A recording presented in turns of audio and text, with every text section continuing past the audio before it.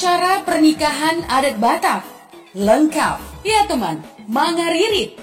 Persiapan pernikahan dalam tahap ini adalah tahap memilih gadis yang akan dijadikan istri yang sesuai dengan kriteria laki-laki atau keluarganya. Biasanya ritual ini dilakukan kalau calon mempelai laki-laki adalah seseorang yang sering merantau, sehingga calon laki-laki gak sempat untuk mencari pasangannya sendiri. Yang kedua, mangaleon tanda. Ya, mangaleon tanda maknanya memberi tanda apabila laki-laki telah menemukan perempuan sebagai calon istrinya. Kemudian, keduanya saling memberikan tanda. Laki-laki biasanya memberikan uang kepada perempuan, sedangkan perempuan menyerahkan kain sarung kepada laki-laki. Setelah itu teman, maka laki-laki dan perempuan tersebut telah terikat satu sama lain. Ya, laki-laki itu memberitahukan hal tersebut kepada orang tuanya. Lalu orang tua laki-laki akan menyuruh perantara atau domu-domu yang telah mengikat janji dengan putrinya.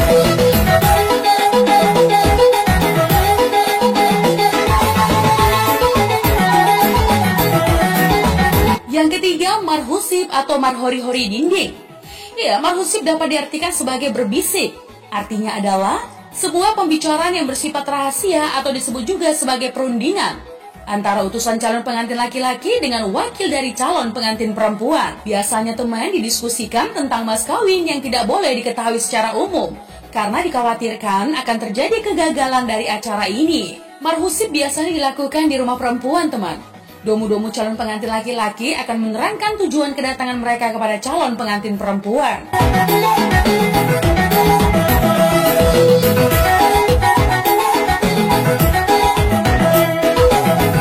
Martupol. Ya, martupol bagi orang Batak Toba bisa disebut juga sebagai acara pertunangan. Tetapi secara harfiah, martupol merupakan acara kedua pengantin di hadapan pengurus jemaat gereja, diikat dalam janji untuk melangsungkan pernikahan. Ya, upacara adat ini diikuti oleh orang tua kedua calon pengantin dan keluarga mereka, beserta para undangan yang biasa diadakan di dalam gereja. Karena yang mengadakan acara martupol ini kebanyakan adalah masyarakat Batak Toba yang beragama Kristen. Yang kelima, marhata sinamot. Ya, marhata sinamot adalah pembicaraan tentang sinamot dari pihak laki-laki. Hewan apa yang akan disembelih, berapa banyak jumlah ulos, jumlah undangan, dan di mana upacara perkawinan akan dilaksanakan. Nah, acara ini disebut juga sebagai acara perkenalan resmi kedua belah pihak keluarga, teman.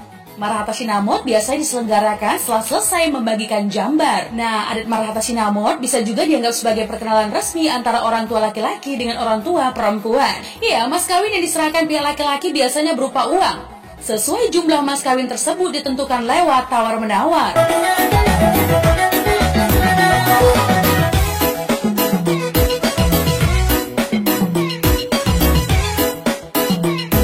Yang keenam, Martonggo Raja atau Maria Raja. Tata cara pernikahan adat Batak selanjutnya adalah tahap ini teman. Martonggo Raja adalah acara untuk mengumpulkan semua anggota keluarga. Karena pada adat Batak acara pernikahan adalah urusan semua keluarga, sehingga harus dikumpulkan semua keluarga untuk upacara. Martonggo Raja merupakan suatu kegiatan pra-upacara adat yang bersifat seremonial. Ya, mutlak diselenggarakan oleh penyelenggara yang bertujuan untuk mempersiapkan kepentingan pesta yang bersifat teknis dan non-teknis. Ya, pada adat ini biasanya dihadiri oleh teman satu kampung, donga tubuh atau saudara, pihak hasuton atau tuan rumah, memohon izin kepada masyarakat sekitar terutama dongan sanghuta atau teman sekampung. Ya, untuk membantu mempersiapkan dan menggunakan fasilitas umum pada upacara adat yang sudah direncanakan. Yang ketujuh, manjalo pasu-pasu parbagason atau pemberkatan nikah. Ya, pemberkatan pernikahan kedua pengantin dilaksanakan di gereja oleh pendeta teman. Setelah pemberkatan pernikahan selesai, maka kedua pengantin telah sah menjadi suami istri menurut gereja. Lalu kedua belah pihak pulang ke rumah untuk mengadakan upacara adat Batak, di mana acara itu dihadiri oleh seluruh undangan dari pihak laki-laki dan perempuan.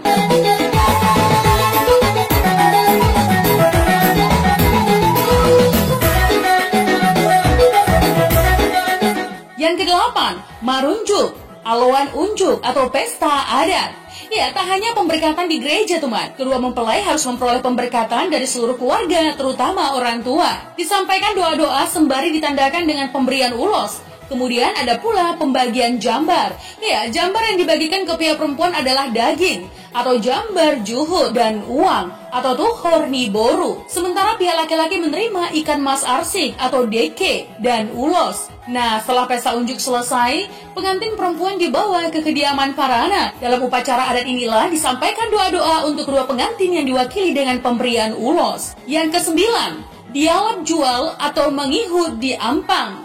Ya, dialab jual artinya jika pesta pernikahan diselenggarakan di rumah pengantin perempuan, maka dilaksanakanlah acara membawa pengantin perempuan ke tempat mempelai laki-laki. Yang ke-10, ditaruhon jual. Jika pesta pernikahan diselenggarakan di rumah pengantin laki-laki, maka pengantin perempuan diperbolehkan pulang ke tempat orang tuanya. Ya, untuk kemudian diantar lagi oleh para namborunya. Dalam hal ini teman, para anak wajib mengasih upah manaru atau upah mengantar. Sedangkan dalam dialab jual, upah manaru tidak diberlakukan.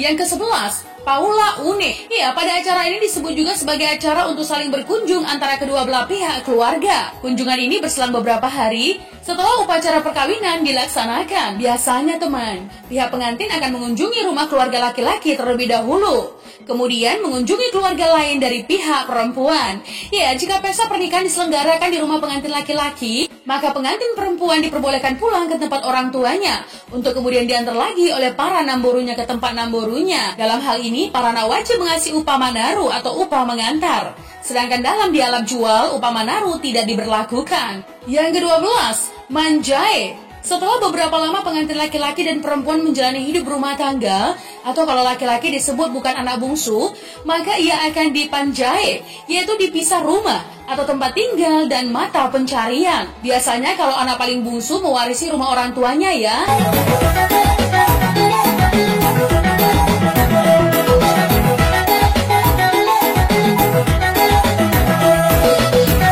Yang ke-13, manikir tangga. Nah teman, setelah acara kunjungan ke rumah pihak laki-laki, kemudian dilanjutkan dengan mengunjungi pengantin di rumah laki-laki yang disebut juga dengan acara manikir tangga. Setelah pengantin manjae atau tinggal di rumah mereka, orang tua beserta keluarga pengantin datang untuk mengunjungi rumah mereka dan diadakan makan bersama.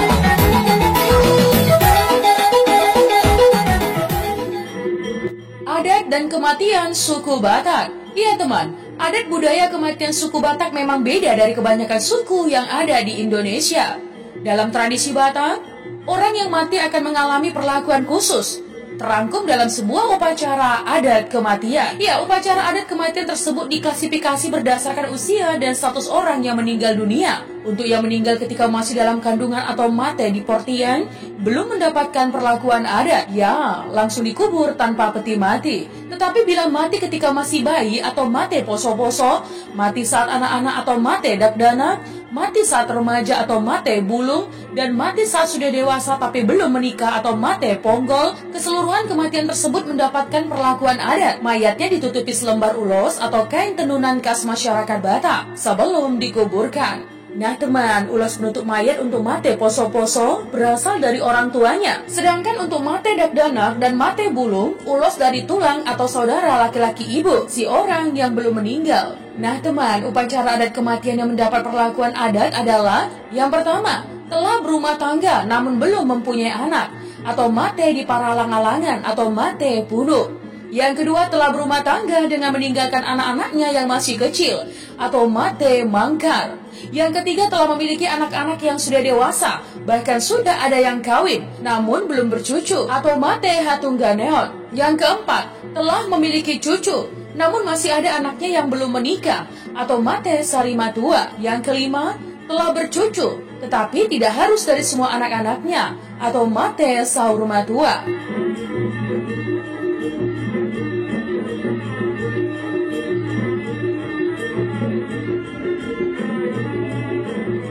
Nah teman, pada masa megalitik, kematian seseorang pada usia tua yang telah memiliki keturunan akan mengalami ritual penguburan dengan tidak sembarangan. Ya, karena kedudukannya kelak adalah sebagai leluhur yang disembah. Nah, hal itu terindikasi dari banyaknya temuan kubur-kubur megalitik dengan patung-patung leluhur sebagai objek pemujaan.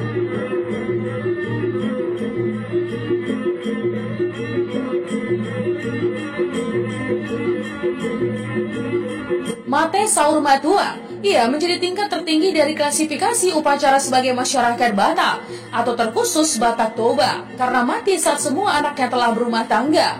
Memang masih ada tingkat kematian tertinggi di atasnya teman, yaitu Mate Saur Matua Bulung atau mati ketika semua anak-anaknya telah berumah tangga dan telah memberikan tidak hanya cucu, bahkan cicit dari anaknya laki-laki dari anaknya perempuan. Namun keduanya dianggap sama sebagai konsep kematian ideal atau meninggal dengan tidak memiliki tanggungan anak lagi.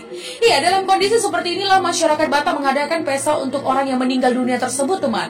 Ini menjadi sebuah tanda bahwa orang yang meninggal tersebut memang sudah waktunya atau sudah tua, ya, untuk menghadap Tuhan dan disambut dengan rasa bahagia dan sukacita. Nah teman, sedih pasti ada ya, tetapi mengingat meninggalnya memang dikarenakan proses alami atau sudah tua, maka kesedihannya tidak akan berlarut-larut. Ibaratnya nih ya teman, orang yang meninggal dalam status Saur Matua, hutangnya di dunia ini sudah tidak ada lagi atau lunas. Nah, dalam masyarakat Batak, hutang orang tua itu adalah menikahkan anaknya. Jadi ketika hutang seseorang itu lunas, maka sangatlah wajar jika dia merasa tenang dan lega.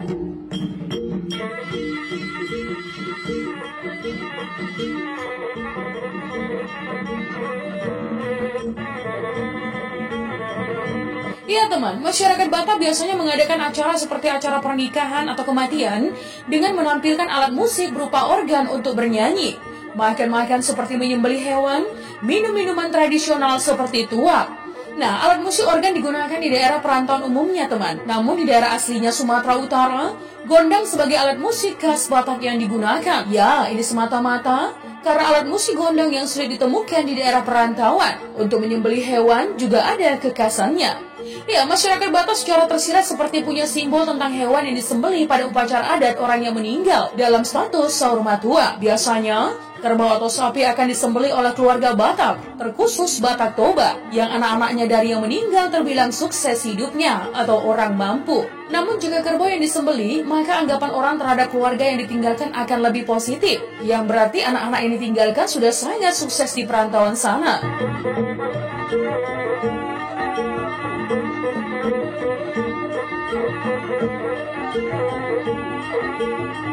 Ya, ketika seseorang masyarakat Batak mati Saur Matua, maka sewajarnya pihak-pihak kerabat sesegera mungkin mengadakan musyawarah keluarga atau martonggo raja, membahas persiapan pengadaan upacara Saur Matua. Ya, pihak-pihak kerabat terdiri dari unsur-unsur Dalihan Natolu. Dalihan Natolu adalah sistem hubungan sosial masyarakat Batak, terdiri dari 3 kelompok unsur kekerabatan. Yang pertama, pihak hula-hula atau kelompok orang keluarga marga pihak istri. Yang kedua, pihak dongan tubuh atau kelompok orang-orang yaitu teman atau saudara semarga. Dan yang ketiga, pihak boru, kelompok orang-orang dari pihak marga suami dari masing-masing saudara perempuan kita, keluarga perempuan pihak ayah. Ya, martonggo raja dilaksanakan oleh seluruh pihak di halaman luar rumah teman, pada sore hari sampai selesai. Pihak masyarakat setempat atau dongan sahuta turut hadir sebagai pendengar dalam rapat. Biasanya akan turut membantu dalam penyelenggaraan upacara. Ya, rapat membahas penentuan waktu pelaksanaan upacara teman, lokasi pemakaman, acara adat sesudah penguburan, dan keperluan teknis upacara dengan pembagian tugas masing-masing. Ya, keperluan teknis menyangkut penyediaan peralatan upacara, seperti pengadaan peti mati, penyewaan alat musik beserta pemain musik, alat-alat makan beserta hidangan buat yang menghadiri upacara, dan sebagainya. Ya, pelaksanaan upacara bergantung pada lamanya mayat disemayamkan. Idealnya diadakan ketika seluruh putra-putri orang yang mati Saur Matua dan pihak hula-hula atau saudara laki-laki dari pihak istri telah hadir. Namun karena telah banyak masyarakat Batak merantau, sering terpaksa berhari-hari menunda pelaksanaan upacara, ya, sebelum dikuburkan demi menunggu kedatangan anak-anaknya yang telah berdomisili jauh. Ya, hal seperti ini dalam martonggo raja dapat dijadikan pertimbangan untuk memutuskan kapan pelaksanaan puncak upacara Saur Matua sebelum dikuburkan. Sambil menunggu kedatangan semua anggota keluarga, dapat dibarengi dengan acara non-adat, yaitu menerima kedatangan para pelayat seperti masyarakat non-Batak. Ya, pada hari yang sudah ditentukan, upacara Saur Matua dilaksanakan pada siang hari di ruangan terbuka yang cukup luas, atau idealnya di halaman rumah duka.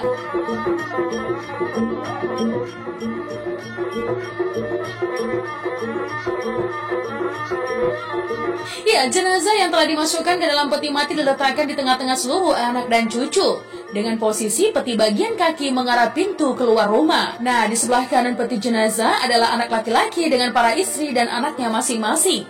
Dan di sebelah kiri adalah anak-anak perempuan dengan para suami dan anaknya masing-masing. Nah teman, disinilah dimulai rangkaian upacara Sahur Matua. Ya, ketika seluruh pelayat dari kalangan masyarakat adat telah datang.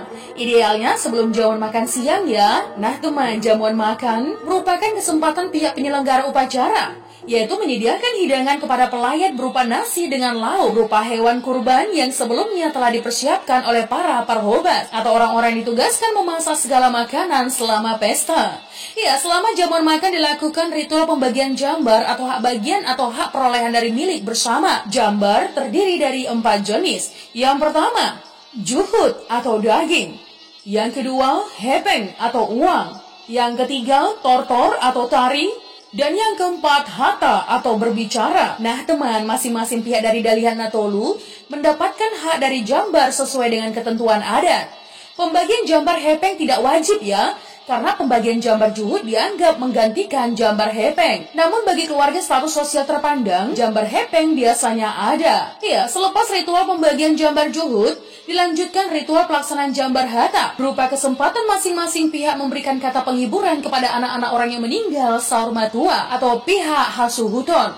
Nah teman, urutan kata dimulai dari hula-hula, dilanjutkan dengan dongan sahuta, kemudian boru atau bere, dan terakhir dongan sabutuha. Ya, setiap pergantian kata penghiburan diselingi ritual jambar tortor, yaitu ritus manortor, atau menarikan tarian tortor. Tortor adalah tarian tradisional khas Batak. Nah, tarian tortor biasanya diiringi musik dari gondang sabagunan.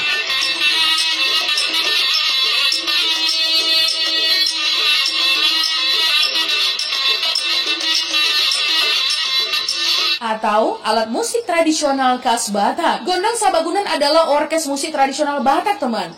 Terdiri dari seperangkat instrumen, yakni 4 ogung, 1 hesek, 5 tanganing, 1 oda, 1 gondang, 1 sarune. Setelah jabar tortor dari semua pelayat selesai, selanjutnya adalah kata-kata ungkapan sebagai balasan pihak Hasuhuton kepada masing-masing pihak yang memberikan jambar hata dan jambar tortor tadi. Selanjutnya teman, salah seorang suhud mengucapkan jambar hata balasan atau mengampu, sekaligus mengucapkan terima kasih kepada semua pihak yang telah membantu terlaksananya upacara. Ya, setiap peralihan mengampu dari satu pihak ke pihak lain diselilingi ritus manortor. Nah teman, manortor dilakukan dengan sambil menghampiri dari tiap pihak yang telah menghadiri upacara tersebut sebagai tanda penghormatan sekaligus meminta doa restu. Setelah semua ritus tersebut selesai dilaksanakan, upacara adat diakhiri dengan menyerahkan ritual terakhir atau acara penguburan berupa ibadah singkat. Nah, ibadah biasanya dilakukan di tempat itu juga ya, atau ketika jenazah sampai di lokasi perkuburan. Hal ini menyesuaikan kondisi,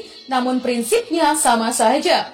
Maka sebelum peti dimasukkan ke dalam lubang tanah yang sudah digali sebelumnya, ibadah singkat dilaksanakan atau berdoa. Barulah jenazah yang sudah di dalam peti yang tertutup dikuburkan. Sepulang dari pekuburan teman, dilakukan ritual adat ungkap hombung. Adat ungkap hombung adalah ritus memberikan pembagian harta yang ditinggalkan si mendiang atau berbagi harta warisan untuk diberikan kepada pihak hula-hula. Namun teman, mengenai adat ungkap hombung ini telah memiliki variasi pengertian pada masa kini. Idealnya, tanpa diingatkan oleh pihak hula-hula, ungkap hombung dapat dibicarakan atau beberapa hari sesudahnya. Apapun yang akan diberikan untuk ungkap hombung, keluarga yang kematian orang tua yang tergolong Sahur Matua hendaknya membawa rasa senang pada pihak hula-hula.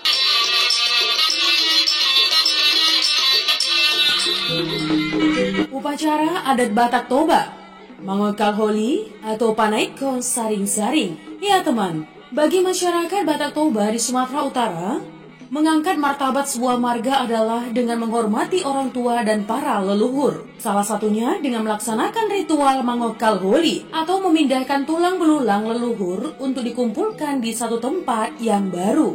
Ya, masyarakat Batak Toba percaya bahwa kematian bukan akhir perjalanan hidup, namun justru tahap untuk mencapai kesempurnaan. Nah teman, lewat rangkaian Mangokal Holi ini, maka akan tercapai hasil ngapot atau kemuliaan sebuah marga atau keturunan.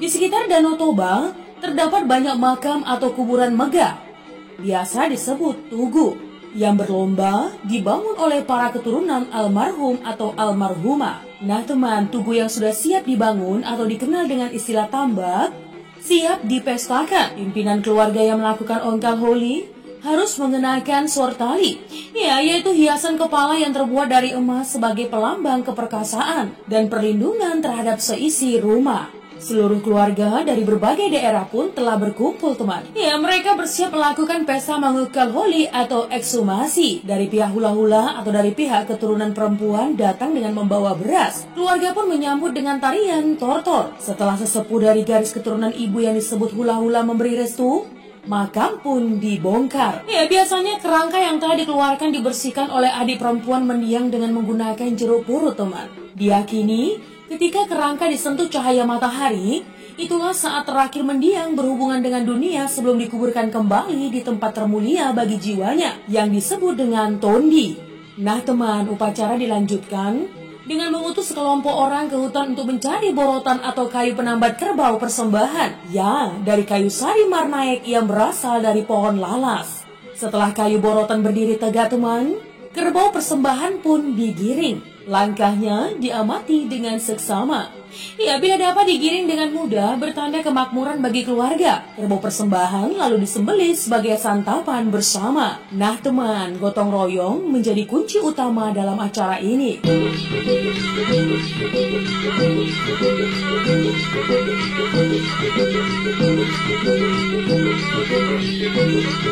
Nah teman, dari keturunan perempuan memberikan sumbangan berupa uang yang diletakkan dalam batang pohon untuk selanjutnya diberikan pada pihak keturunan laki-laki. Biaya pesta ratusan juta rupiah pun tertutup oleh handai taulan. Sebagai tanda ucapan syukur prosesi mengukal holi dilanjutkan dengan prosesi mengarak pedang pusaka, yang dipercaya sebagai lambang perwakilan keturunan. Tahu tidak teman? Pembangunan tugu di kawasan Tapanuli marak dilakukan pada dasawarsa 1955 sampai 1965. Saat kesadaran membangun Bona Pasogit atau tanah kelahiran mulai mengemuka. Bahkan nih teman di atas bukit pun beberapa tugu atau tambak berdiri kokoh menghadap ke Danau Toba. Selain di perbukitan, tugu juga banyak dijumpai di pinggir ruas jalan provinsi menuju Danau Toba. Bahkan tak jarang nih teman makam yang terlihat justru kondisinya jauh lebih baik daripada rumah yang masih dihuni oleh kerabat yang masih hidup. Nah teman, sementara untuk teknis dan proses pelaksanaan tradisi mengukal holi dilakukan dengan mengangkat tulang belulang opung yang telah lama meninggal. Dalam silsilah suku Batak, dimulai dari leluhur pertama, kedua, ketiga, dan seterusnya. Nah teman, untuk melakukan tradisi ini, pertama yakni tulang belulang para opung dikumpulkan dan dicuci bersih. Tulang belulang itu kemudian dimasukkan ke dalam kota atau peti dan dikubur kembali ke dalam sebuah tugu peringatan yang telah dibangun. Nah, di tugu inilah tulang belulang para opung disatukan. Prosesi ini bisa memakan waktu berhari-hari loh teman. Jadi tak heran jika tradisi ini juga membutuhkan biaya yang tidak sedikit.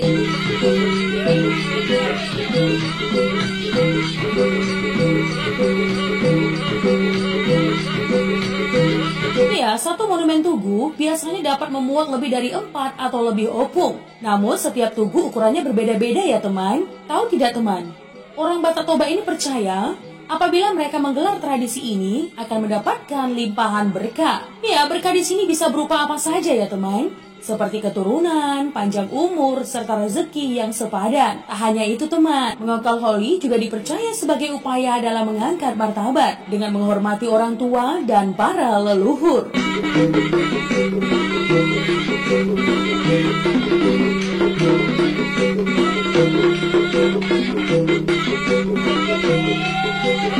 Acara mengukal holi. Teman, sesaat sebelum mencangkul, maka yang masih hidup memperlakukan yang sudah mati itu seperti orang hidup teman. Atau paling tidak, menganggap ada rohnya di situ mendengar. Air jeruk purut dan kunyit. Dijelaskan teman, bahwa makna simbol air jeruk perut selain sebagai pembersih tulang belulang, air jeruk perut dipercik ke tanah kuburan yang akan digali.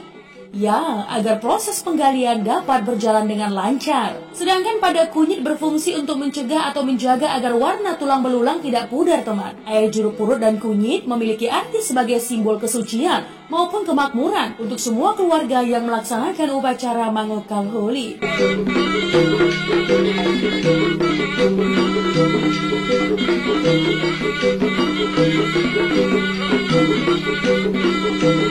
Kain putih dan ulos ragidup. Iya teman, makna simbol kain putih dan ulos ragidup dalam upacara Mangokal Holi sebagai lambang kesucian dan pembungkus tulang belulang yang sudah dibersihkan. Ampang. Iya, makna simbol ampang dalam upacara Mangokal Holi sebagai tempat atau bakul yang digunakan untuk meletakkan tulang belulang. Ampang atau bakul berisi tulang belulang ini diserahkan pada keluarga, teman. Oleh keluarga, ulos yang membungkus tulang belulang itu diambil kembali hingga tulang belulang itu hanya terbungkus dengan kain putih. Ulos ragidup itu dijadikan penutup ampang.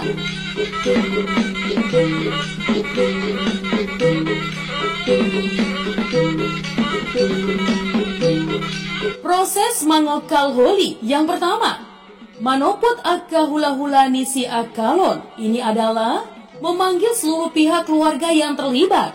Bonani ari, bona tulang, tulang dan hula-hula. Yang kedua, martonggo raja.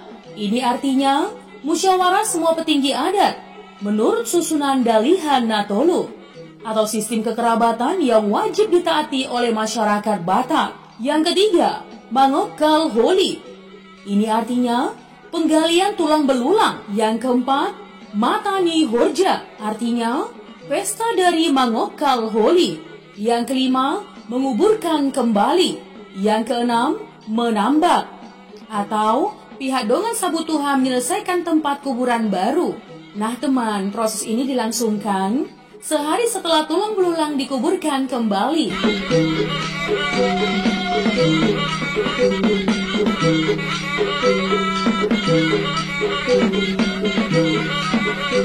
Tahu tidak teman? Inilah beberapa alasan upacara Mangokal Holi diadakan. Yang pertama, jasad suku Batak harus disatukan dalam satu tempat yang sama dengan keluarga yang dicintainya. Yang kedua, memberi penghormatan kepada leluhur. Yang ketiga, mengangkat martabat marga dengan menghormati orang tua dan para leluhur. Yang keempat, mendapatkan limpah berkah, hagabeon atau keturunan, hasangapon atau kehormatan, dan hamoraon atau kekayaan. Ya, yang menjadi falsafah hidup suku Batak. Yang kelima, mempererat tali kekerabatan di antara keluarga atau marga. Konon nih teman, upacara Mangokal Holi dilakukan jika arwah nenek moyang atau leluhur datang kepada salah seorang anggota keluarga yang masih hidup, baik lewat mimpi ataupun lewat penglihatan. Ya, arwah tersebut meminta tulang belulangnya dipindahkan ke tempat yang layak, teman. Jadi, Mangokal Holi bukanlah upacara adat biasa ya. Proses Mangokal Holi membutuhkan proses panjang hingga berhari-hari, serta biaya yang sangat banyak. Meski begitu, ini sebanding dengan penghormatan masyarakat kepada leluhur mereka. Dan tak jarang, orang Batak mengorbankan kuda. Juga harus disediakan kain ulos agar berkah selalu mengiringi keturunan orang yang meninggal tersebut.